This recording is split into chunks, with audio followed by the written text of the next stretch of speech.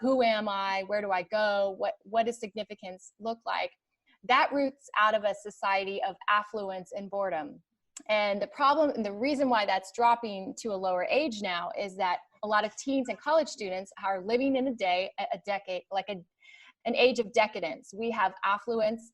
And when we have affluence, the reason we have boredom is because we actually don't have to work for food, right? Mm-hmm. We don't have to, we're not in survival instincts anymore. And so we're no longer governed by what we ought to do or what we must do. We're left with what we want to do. And the problem is we aren't made to actually answer those questions, because we're supposed to be ordered by what we must do by something beyond us, outside of us.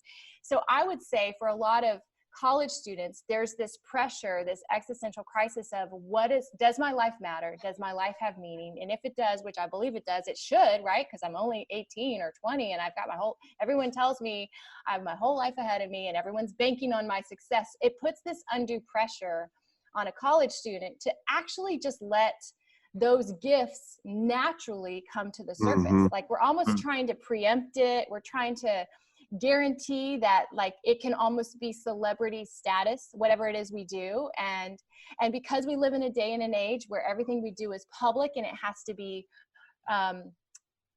approved of, like the public opinion of approval is now front and center. It's like we just are, it's unprecedented what college students are walking through, because I didn't have to do that at their age.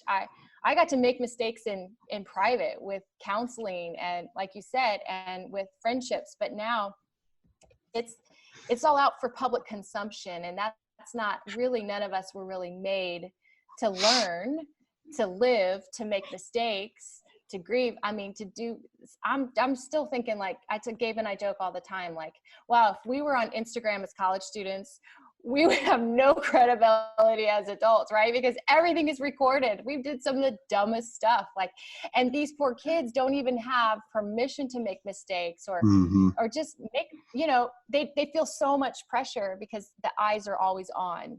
So I would just tell kids, like my own kids, right? I have three high schoolers actually. And they're still not allowed to do like social stuff in a way. Like my daughter's 15. She's not on Instagram. She's almost 15. My son is, but we manage it and it's really just music for him. So we really manage that. But partly it's just limiting that more than ever, because it just steals the creativity that's already in them, right? As long as we're watching what somebody else is doing and comparing ourselves with them, it actually stifles the creativity that you've already been given.